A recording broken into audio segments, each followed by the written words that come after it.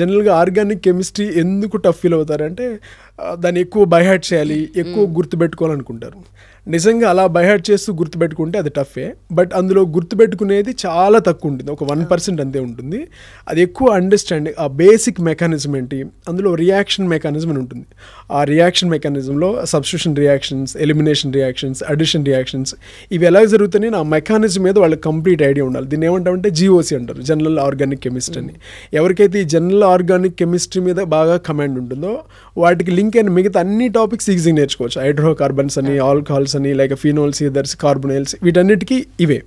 So ఈ mechanism మీద idea తెచ్చుకుంటే వాళ్ళకి సబ్జెక్ట్ పరంగా ఈజీ అనిపిస్తుంది.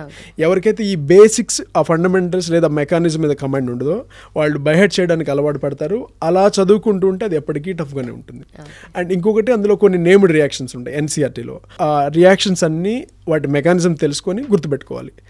ఈ ఇంపార్టెంట్ నేమ్డ్ రియాక్షన్స్ అండ్ ఆ ఫండమెంటల్స్ అంటే రియాక్షన్ మెకానిజం, వీటి మీద కమాండ్ తెచ్చుకుంటే ఆర్గానిక్ కెమిస్ట్రీని ఈజీగా డీల్ చేయొచ్చు. ఆల్మోస్ట్ మనకి ఎగ్జామ్లో కూడా ఒక 45 క్వశ్చన్స్లో అరౌండ్ ఒక 20 క్వశ్చన్స్ వరకు 18 to 20 ఫిజికల్ కెమిస్ట్రీ నుంచి వస్తాయి. ఆర్గానిక్ కెమిస్ట్రీ 15 to 20 వరకు వస్తాయి. సో ఇది కొంచెం బయాలజీ వాళ్ళు ఎక్కువ అంటే వాళ్ళు ఒక మోర్ దెన్ 90% వరకు అటెంప్ట్ చేయొచ్చు, అందు స్కోర్ చేయొచ్చు. సో ఈ వీటి మీద కమాండ్ తెచ్చుకొని ప్రిపరేషన్ మొదలు పెడితే ఆర్గానిక్ కెమిస్ట్రీ ఈజీగానే ఉంటుంది. వాళ్ళకి టఫ్ అవడానికి ఒకటే రీజన్ ఏంటంటే దాన్ని బ్లైండ్గా అర్థం చేసుకోకుండా ఫాలో అయిపోవడం.